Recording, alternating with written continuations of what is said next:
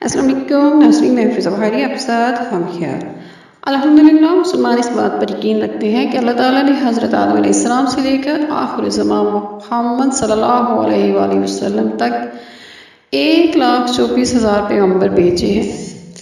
بتایا جاتا ہے کہ ہر قوم، ہر رنگ و نسل میں پیغمبر، نبی، رسول تشریف لائے ہیں۔ ہندو مذہب میں لفظ اوتار یا بھگوان کا ذکر آتا ہے، جبکہ ہندو اللہ یا گاڈ کے لیے لفظ ایشور کا ذکر کرتے ہیں۔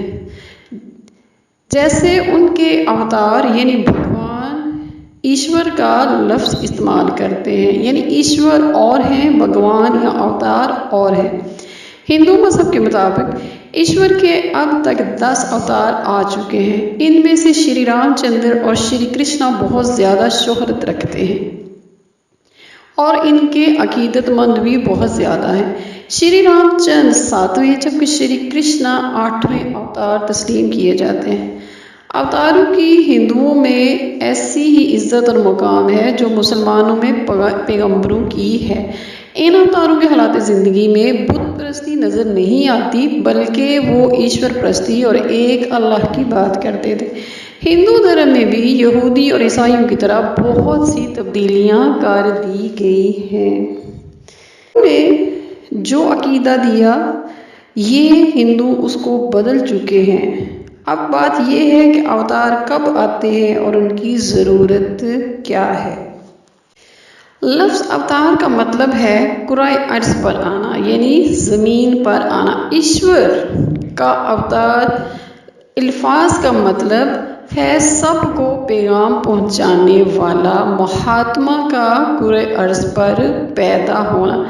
اللہ تعالیٰ ہر شے پر محیط ہے۔ کسی مخصوص مقام میں اس کا قیام، وہاں سے اس کا کہیں آنا جانا، یا یہ کہنا کہ اسلام محدود ہستی کو محدود بناتا ہے۔ کہیں اس کا نور مخصوص انداز میں چمکتا ہے تو کہیں اس کا نور ظاہر نہیں ہوتا، جیسے کہ سورج کا چمکنا۔ سورج کا نور کبھی مدھم نظر آنے لگتا ہے، لیکن اس سے سورج کا نور کم نہیں ہوتا، یعنی وہ موجود تو ہوتا ہے جبکہ رات کو ہمیں نظر نہیں آتا۔ اسی طرح اوپر جائیں آسمانوں میں تو سب سے اونچے آسمان، وہاں پر نہ تو سورج چمکتا ہے اور نہ چاند تارے دکھائی دیتے ہیں۔ وہاں پر خدا کا اتنا نور پھیلا ہوا ہے کہ سورج اور چاند کی روشنی اس کے سامنے کوئی حقیقت نہیں رکھتی۔ جس طرح سورج کی روشنی سے سبھی سیارے روشن ہوتے ہیں، اسی طرح خدا کے نور سے بھی سبھی روشن ہوتے ہیں۔ اس سے متعلق یعنی اس کا کوئی محبوب، مہاتما لوگوں کو فائدہ پہنچانے دنیا میں پیدا ہوتا ہے، یا پھر دنیا میں پیدا ہونے والے لوگوں میں سے پاکیزہ قلب اور بے عیب کردار رکھنے والے کسی ایک شخص میں علم بھر دیا جاتا ہے اور وہ خدا کے نور سے اسے دیدار ہو جاتا ہے، جس کی وجہ سے بغیر تعلیم حاصل کیے ہوئے اسے علم حاصل ہو جاتا ہے۔ ایشور کا اوتار میں لفظ کا تعلق رکھنے کی علامت ہے، چنانچہ خدا سے تعلق رکھنے والا شخص کا اوتار کی حیثیت حاصل کرنا بالکل واضح ہے۔ امید ہے کہ آپ اوتار کو سمجھ گئے ہوں گے۔ رگ وید میں ایسے شخص کو کیری کہا گیا ہے۔ لفظ کیری کے ہندی میں معنی خدا کی تعریف کرنے والا ہوتا ہے اور اسی کو عربی میں محمد صلی اللہ علیہ وآلہ وسلم کہتے ہیں۔ لفظ اوتار سنسکرت زبان میں اور پرافٹ انگریزی زبان میں اور نبی عربی زبان میں دنیا کو نجات دلانے والوں کے لیے استعمال کیے جانے والا لفظ ہے۔ ہر ملک کے لیے الگ الگ اوتار آتے رہے ہیں، کیونکہ ایک اوتار سے تمام دنیا کی بھلائی ناممکن ہے۔ لیکن آخری اوتار کی بات اور ہے، اور جب اس کا ظہور ہوتا ہے تو تب اس کا مذہب دنیا کے سبھی مذاہب پر برتر ہو جاتا ہے۔ اب ہم بات کریں گے کہ اوتار کہ دنیا میں آنے کے سبب یا اسباب کیا ہوتے ہیں۔